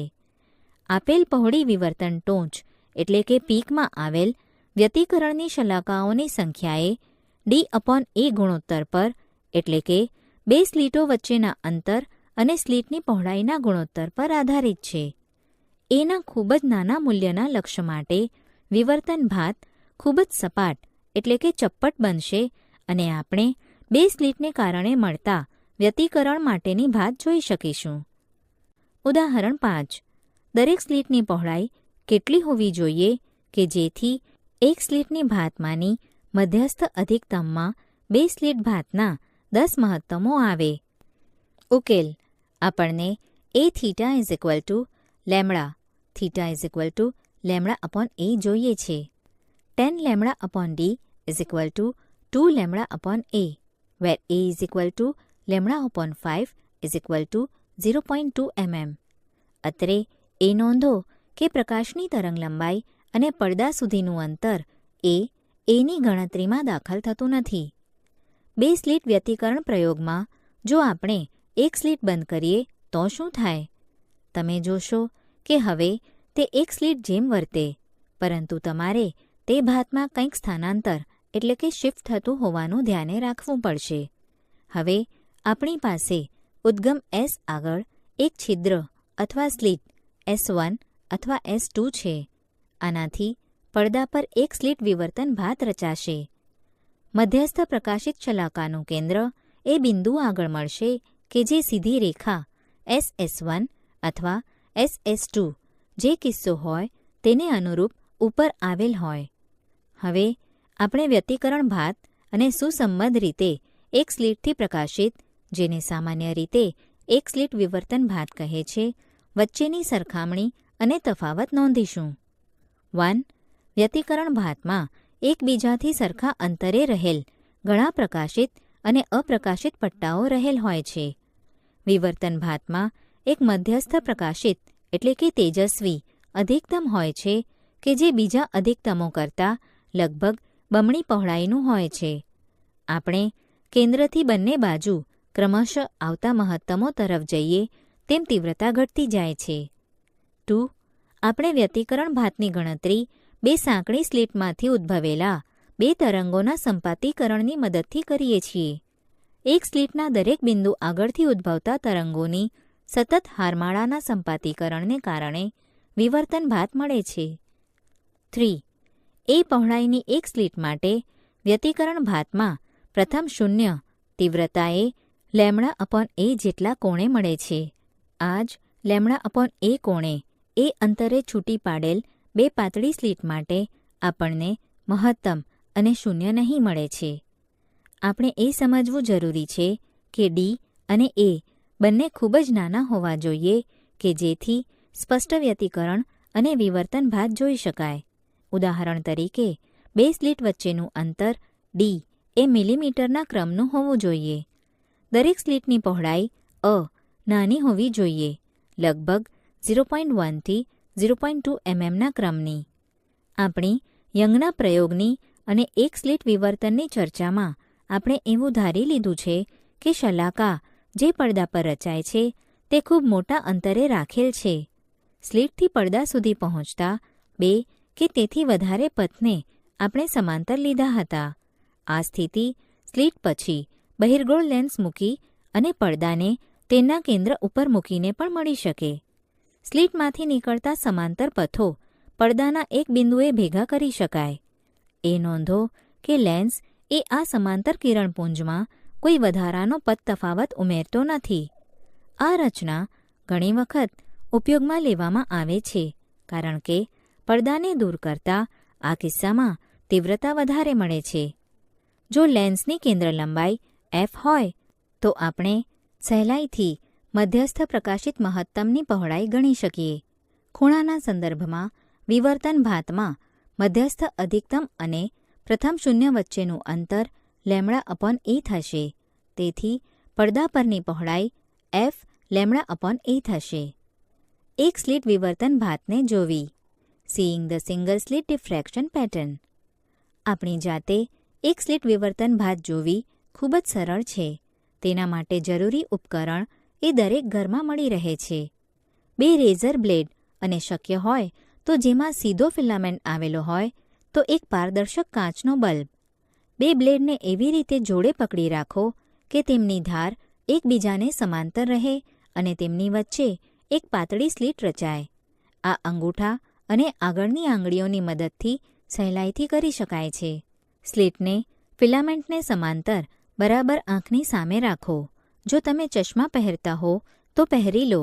સ્લિટની પહોળાઈમાં અને તેના સમાંતરપણામાં થોડાક ફેરફાર કરો તો તમને પ્રકાશિત અને અપ્રકાશિત પટ્ટાના સ્વરૂપમાં ભાત દેખાશે. બધા જ પટ્ટાનું સ્થાન મધ્યસ્થ સિવાય તરંગ લંબાઈ ઉપર આધારિત હોવાથી તેમાં અમુક રંગો દેખાશે. રાતા અથવા વાદળી એટલે કે બ્લ્યુ માટે ફિલ્ટર વાપરવાથી શલાકાઓને સ્પષ્ટ રીતે જોઈ શકાય છે. બંને ફિલ્ટરો સહેલાઈથી ઉપલબ્ધ હોવાથી રાતા રંગની શલાકાની પહોળાઈ વાદળી એટલે કે બ્લ્યુ રંગ કરતાં વધારે હોય છે તે જોઈ શકાય છે. આ પ્રયોગમાં ફિલામેન્ટ એ પ્રથમ સ્લિટ એસનો ભાગ ભજવે છે.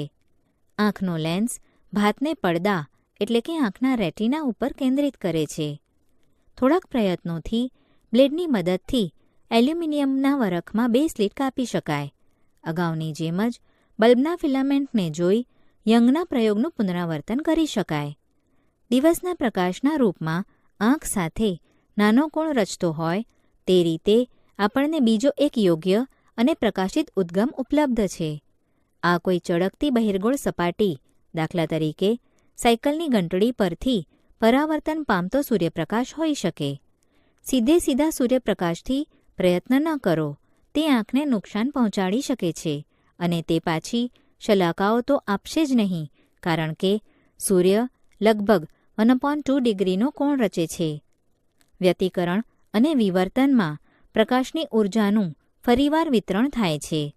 જો તે એક ભાગમાં ઘટીને અપ્રકાશિત શલાકા રચે તો બીજા ભાગમાં વધીને પ્રકાશિત શલાકા રચે છે. ઊર્જામાં કોઈપણ પ્રકારનો વધારો કે ઘટાડો થતો નથી કે જે ઊર્જા સંરક્ષણના નિયમ સાથે સુસંગત છે. પ્રકાશીય ઉપકરણોની વિભેદન શક્તિ. રિઝોલ્વિંગ પાવર ઓફ ઓપ્ટિકલ ઇન્સ્ટ્રુમેન્ટ્સ. ટેલિસ્કોપનું કોણીય વિભેદન એ ટેલિસ્કોપના ઓબ્જેક્ટિવ લેન્સ દ્વારા નક્કી થાય છે. ઓબ્જેક્ટિવ વડે મેળવેલ પ્રતિબિંબમાં જે તારાઓનું વિભેદન મળતું ન હોય તેમનું આઈપીસ એટલે કે નેત્રકાચ દ્વારા ગમે તેટલી મોટવણી વધારવા છતાં પણ મળી શકે નહીં. આઈપીસનો પ્રાથમિક હેતુ ઓબ્જેક્ટિવ દ્વારા મળતા પ્રતિબિંબની મોટવણી વધારવાનો છે. એક બહિર્ગોળ લેન્સ ઉપર સમાંતર પ્રકાશ કિરણપુંજ પડે છે તેમ વિચારો. જો લેન્સને ક્ષતિઓ માટે બરાબર સુધારેલ હોય તો ભૌમિતિક પ્રકાશશાસ્ત્ર આપણને જણાવે છે કે કિરણપુંજ એક બિંદુ આગળ કેન્દ્રિત થશે, પરંતુ વિવર્તનને કારણે કિરણપુંજ એક જ બિંદુ આગળ કેન્દ્રિત થવાને બદલે પરિમિતિ ક્ષેત્રફળ ધરાવતા ટપકા સ્વરૂપે કેન્દ્રિત થશે. આ કિસ્સામાં વિવર્તનની અસરો એક સમતલ તરંગને વર્તુળાકાર દર્પણમુખ એટલે કે એપર્ચર અને ત્યારબાદ મૂકેલા બહિર્ગોળ લેન્સ પર આપાત થતું ગણીને સમજાવી શકાય છે. આને અનુરૂપ વિવર્તન ભાતનું વિશ્લેષણ ખૂબ જ જટિલ છે, પરંતુ સૈદ્ધાંતિક રીતે તે એક સ્લિટથી મળતી વિવર્તન ભાતના કિસ્સા જેવું જ છે.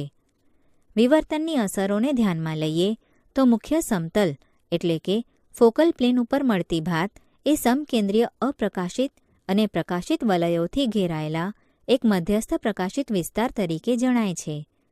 વિસ્તૃત વિશ્લેષણ દર્શાવે છે કે મધ્યસ્થ પ્રકાશિત વિભાગની ત્રિજ્યાનું સન્નિકટ મૂલ્ય R0 is approximately equal to 1.22 lambda f upon 2a is equal to 0.61 lambda f upon a વડે અપાય છે 24, જ્યાં f એ લેન્સની કેન્દ્ર લંબાઈ અને 2a એ વર્તુળાકાર દર્પણમુખનો વ્યાસ અથવા લેન્સનો વ્યાસ બેમાંથી જે નાનું હોય તે છે.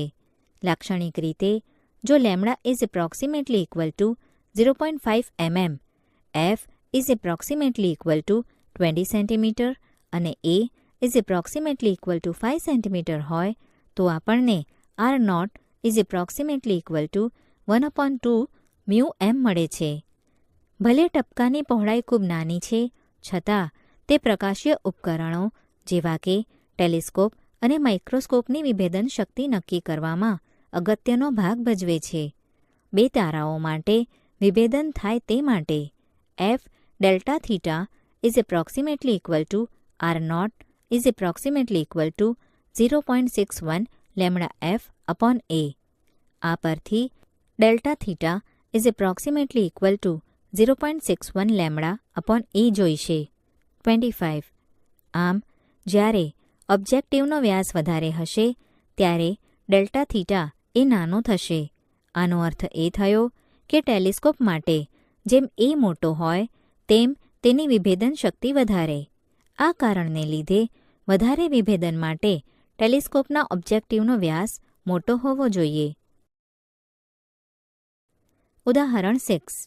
એવું ધારો કે તારામાંથી 6000 a તરંગ લંબાઈનો પ્રકાશ આવે છે, જેના ઓબ્જેક્ટિવનો વ્યાસ 100 ઇંચ હોય તેવા ટેલિસ્કોપ માટે વિભેદનની સીમા શું હશે?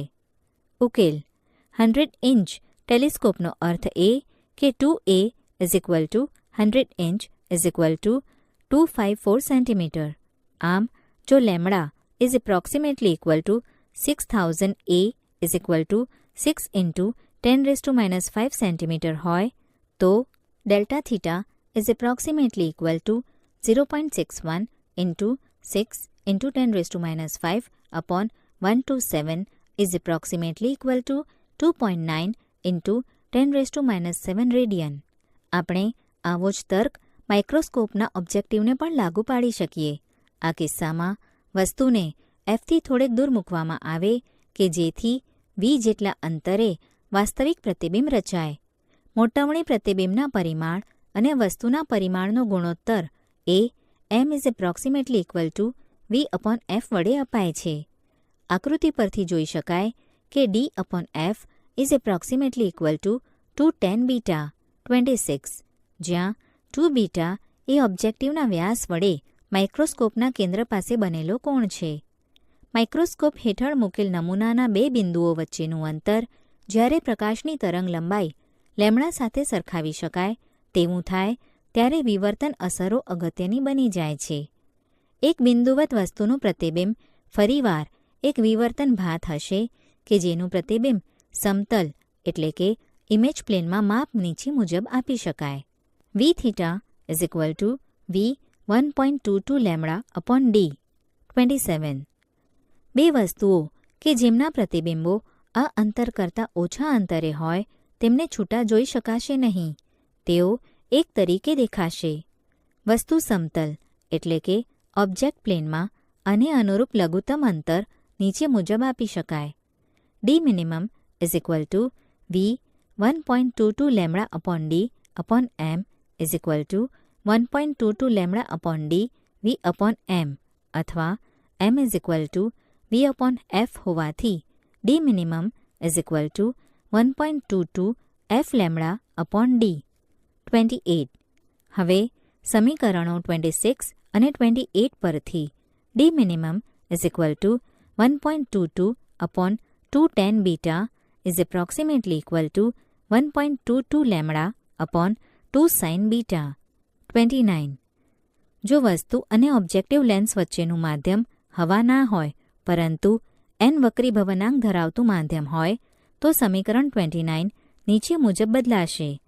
D minimum is equal to 1.22 lambda upon 2n sine beta. 30.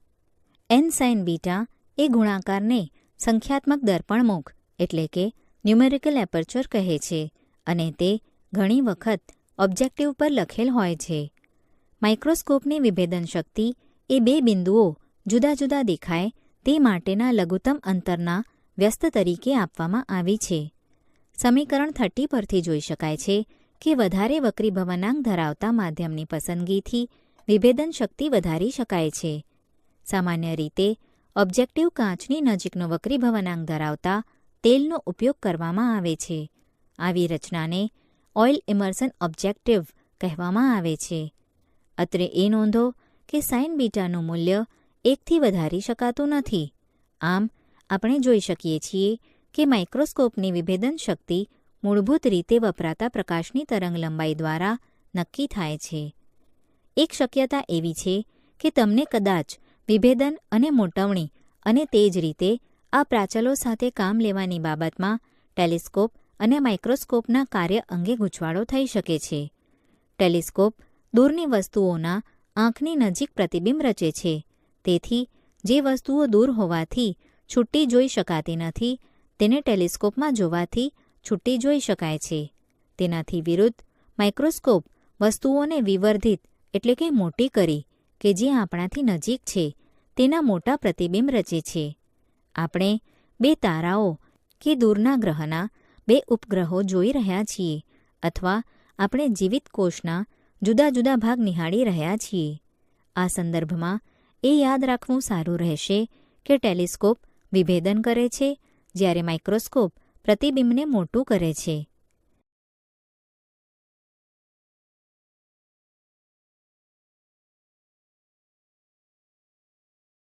કિરણ પ્રકાશશાસ્ત્ર કેટલે સુધી લાગુ પાડી શકાય? ધ વેલિડિટી ઓફ રે ઓપ્ટિક્સ. એક અમાપના અડચણ એટલે કે સ્લિટ અથવા છિદ્રને સમાંતર કિરણપુંજ વડે પ્રકાશિત કરવામાં આવતા તે લગભગ એટલે કે approximately equal to lambda upon a જેટલા કોણે વિવર્તિત પ્રકાશ મોકલે છે. આ તેજસ્વી મધ્યસ્થ અધિકતમની કોણીય પહોળાઈ છે. આથી વિવર્તનના કારણે z જેટલું અંતર કાપતા વિવર્તિત કિરણપુંજ z લેમ્ડા અપોન એ જેટલી પહોળાઈ ધારણ કરશે. એવું પૂછવું રસપ્રદ બનશે કે ઝેડના કયા મૂલ્ય માટે વિવર્તનને કારણે કિરણપુંજનો થતો ફેલાવો અડચણના માપ એ સાથે સરખાવી શકાય તેટલો થશે. આમ આપણે ઝેડ લેમ્ડા અપોન એને અના લગભગ બરાબર તરીકે લઈ શકીએ. આ એવું અંતર આપશે કે જેનાથી આગળ એ પહોળાઈ ધરાવતા કિરણપુંજમાં થતો ફેલાવો અગત્યનો બની રહેશે. તેથી z is approximately equal two A square upon lambda. 31. આપણે નીચેના સમીકરણથી વ્યાખ્યાયિત કરાતી રાશિને ફ્રેનલ લંબાઈ ZF કહીશું. ZF is approximately equal two A square upon lambda. સમીકરણ 31 દર્શાવે છે કે ZFથી ખૂબ જ ઓછા અંતર માટે વિવર્તનને કારણે થતો ફેલાવો એ કિરણપુંજની જાડાઈ કરતાં ઓછો હોય છે. જ્યારે અંતર લગભગ ZF જેટલું થશે ત્યારે તે સરખાવી શકાય તેવું થશે. ZFથી ખૂબ મોટા અંતર માટે વિવર્તનને કારણે થતો ફેલાવો કિરણ પ્રકાશશાસ્ત્ર એટલે કે અડચણની પહોળાઈ એથી થતા ફેલાવા પર પ્રભાવી છે. સમીકરણ 31 એ પણ દર્શાવે છે કે કિરણ પ્રકાશશાસ્ત્ર તરંગ લંબાઈના શૂન્ય તરફના લક્ષ્ય માટે સાચું છે. ઉદાહરણ 7. જ્યારે અડચણની પહોળાઈ 3 mm હોય અને તરંગ લંબાઈ 500 nm હોય તો કયા અંતર માટે કિરણ પ્રકાશશાસ્ત્ર એક સારી સન્નિકટતા હશે? ઉકેલ: ZF a²/λ 3 × 10⁻³ square upon 5 × 10⁻⁷ 18 metre. આ ઉદાહરણ દર્શાવે છે કે જ્યારે તરંગો ઘણા મીટર લાંબા હોય ત્યારે નાના અડચણ માટે પણ વિવર્તનને કારણે થતો ફેલાવો અવગણી શકાય. આમ ઘણી સામાન્ય પરિસ્થિતિઓમાં કિરણ પ્રકાશશાસ્ત્ર લાગુ પાડી શકાય છે. ધ્રુવીભવન પોલરાઇઝેશન. જેનો બીજો છેડો જડિત હોય તેવી એક લાંબી દોરીને સમક્ષિતિજ રહે તેમ પકડેલી ધારો. જો આપણે દોરીના છેડાને ઉપર નીચે આવર્ત રીતે ગતિ કરાવીએ તો આપણે +x દિશામાં ગતિ કરતું તરંગ ઉત્પન્ન કરીશું. આવા તરંગને નીચેના સમીકરણ વડે દર્શાવી શકાય. y x t a sin kx - ωt 32, જ્યાં a અને ઓમેગા 2πv એ અનુક્રમે તરંગનો કંપવિસ્તાર અને કોણીય આવૃત્તિ રજૂ કરે છે. વધારામાં λ 2π/k 33 એ તરંગ સાથે સંકળાયેલ તરંગ લંબાઈ છે. આપણે આવા તરંગોના પ્રસરણની ચર્ચા કરી હતી. હવે સ્થાનાંતર કે જે y દિશામાં છે એ તરંગ પ્રસરણ દિશાને લંબ હોવાને કારણે આપણને લંબગત તરંગ મળે છે. વળી સ્થાનાંતર y દિશામાં હોવાથી તેને ઘણી વખત y ધ્રુવીભૂત તરંગ કહે છે. દોરી પરનું દરેક બિંદુ સુરેખા પર ગતિ કરે છે, તેથી આ તરંગ પણ રેખીય ધ્રુવીભૂત એટલે કે લિનિયરલી પોલરાઇઝ્ડ તરંગ તરીકે ઓળખાય છે. વધારામાં દોરી હંમેશા XY સમતલમાં જ રહેતી હોવાથી તેને તલ ધ્રુવીભૂત એટલે કે પ્લેન પોલરાઇઝ તરંગ તરીકે પણ ઓળખવામાં આવે છે. આ જ રીતે આપણે x - z સમતલમાં પણ દોરીના દોલનો વિચારી શકીએ જે z ધ્રુવીભૂત તરંગ ઉત્પન્ન કરે, જેનું સ્થાનાંતર નીચેના સમીકરણ વડે આપી શકાય. z xt a sin kx - ωt 34. અત્રે એ નોંધવું રહ્યું કે સમીકરણો 32 અને 34 દ્વારા રજૂ થયેલ રેખીય ધ્રુવીભૂત તરંગો એ બધા જ લંબગત તરંગો છે, એટલે કે દોરીના દરેક બિંદુનું સ્થાનાંતર એ હંમેશા તરંગ પ્રસરણ દિશાને લંબ હોય છે. અંતમાં જો દોલનો કરતું સમતલ સમયના ટૂંકા ગાળામાં અસ્તવ્યસ્ત રીતે બદલવામાં આવે તો આપણને અધ્રુવીભૂત તરંગ મળે છે. આમ અધ્રુવીભૂત તરંગ માટે સમય સાથે સ્થાનાંતર અસ્તવ્યસ્ત રીતે બદલાયા કરે છે. અલબત્ત તે પ્રસરણ દિશાને તો હંમેશા લંબ જ હશે. પ્રકાશ તરંગો સ્વભાવે લંબગત છે, એટલે કે પ્રકાશના પ્રસરણ સાથે સંકળાયેલ વિદ્યુત ક્ષેત્ર એ હંમેશા તરંગની પ્રસરણ દિશાને લંબ હોય છે. આ હકીકત એક સાદા પોલરાઇડની મદદથી સરળતાથી દર્શાવી શકાય. તમે પાતળી પ્લાસ્ટિક જેવી પરત એટલે કે શીટ જોઈ હશે જેને પોલેરોઇડ કહે છે. પોલેરોઇડ એ લાંબી સાંકળ ધરાવતા અણુઓના બનેલા હોય છે, જેઓ કોઈ ચોક્કસ દિશામાં ગોઠવાયેલા હોય છે. આવા એટલે કે ચોક્કસ રીતે ગોઠવાયેલા અણુઓની દિશામાં રહેલા એટલે કે પ્રસરતા પ્રકાશ તરંગ સાથે સંકળાયેલ વિદ્યુત સદિશોનું શોષણ થાય છે. આમ જો અધ્રુવીભૂત પ્રકાશ તરંગ આવા પોલેરોઇડ ઉપર આપાત થાય તો પ્રકાશ તરંગ રેખીય ધ્રુવીભૂત બને છે, જેમાં વિદ્યુત સદિશો ગોઠવાયેલા અણુઓને લંબ દિશામાં દોલનો કરે છે. આ દિશાને પોલેરોઇડની દગ અક્ષ એટલે કે પાસ એક્સિસ કહે છે. આમ જો કોઈ સામાન્ય ઉદ્ગમ જેવા કે સોડિયમ લેમ્પમાંથી નીકળતો પ્રકાશ પોલેરોઇડ તકતી P1માંથી પસાર થતો હોય ત્યારે એવું જોવામાં આવ્યું છે કે તેની તીવ્રતા ઘટીને અડધી થઈ જાય છે. P1ને ભ્રમણ આપતા નિર્ગમન પામતા કિરણપુંજ ઉપર કોઈ અસર થતી નથી અને નિર્ગમિત તીવ્રતા અચળ રહે છે. હવે ધારો કે આના જેવો જ બીજો પોલેરોઇડ P2ને P1ની અગાઉ મૂકવામાં આવે છે. આમ અપેક્ષા મુજબ બલ્બમાંથી આવતા પ્રકાશની તીવ્રતામાં એકલા P2માંથી પસાર થવાને કારણે ઘટાડો થાય છે.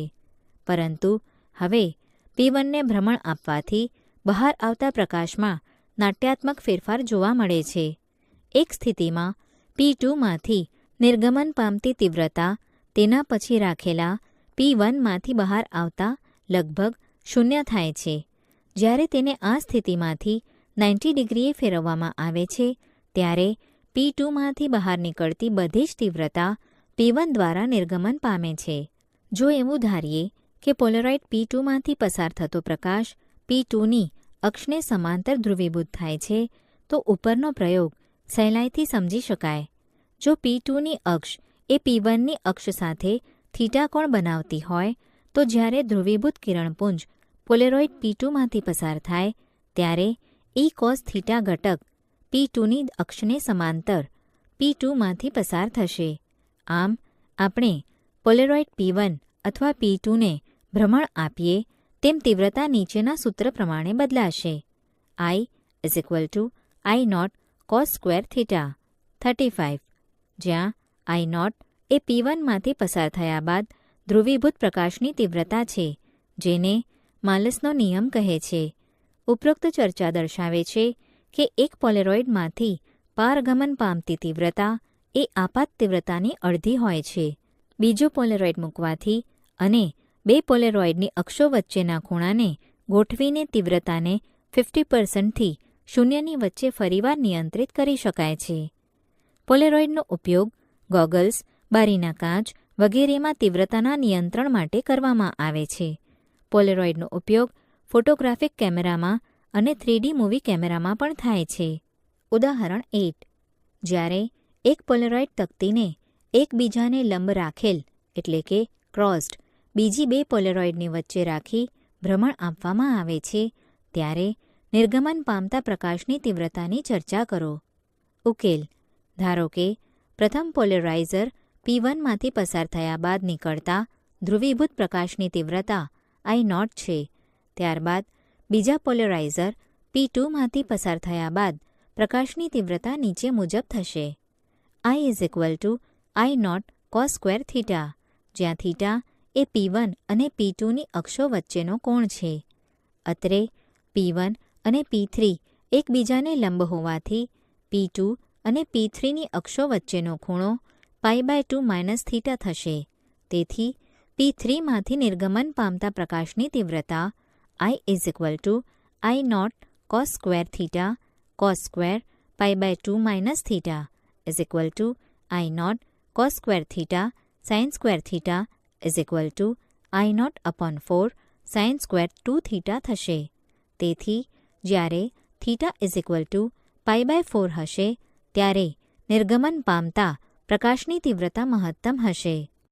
પ્રકિરણન દ્વારા ધ્રુવીભવન પોલરાઇઝેશન બાય સ્કેટરિંગ. જ્યારે ભ્રમણ કરાવતા પોલેરોઇડમાંથી આકાશના ચોખ્ખા બ્લ્યુ ભાગમાંથી આવતા પ્રકાશને જોવામાં આવે છે ત્યારે આપણને તીવ્રતામાં વધારો અને ઘટાડો જોવા મળે છે.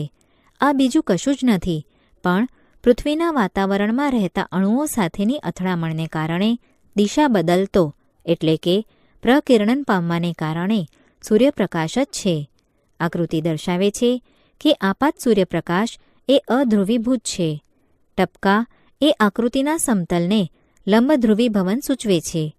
બે દેશ તીર એ સમતલમાં ધ્રુવીભવન દર્શાવે છે. વચ્ચે અધ્રુવીભૂત પ્રકાશમાં આ બે વચ્ચે કડા સંબંધ હોતો નથી. આપાત તરંગના વિદ્યુત ક્ષેત્રની અસર હેઠળ અણુઓમાં રહેલા ઇલેક્ટ્રોન આ બંને દિશામાં ઘટકો ધરાવતી ગતિ ધારણ કરે છે.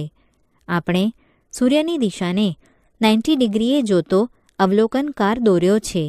હવે એ સ્પષ્ટ જ છે કે બે દેશ તીરને સમાંતર પ્રવેગિત થતા વિદ્યુતભારો આ અવલોકનકાર તરફ ઊર્જાનું ઉત્સર્જન કરશે નહીં, કારણ કે તેમના પ્રવેગને લંબ ઘટક હોતો નથી.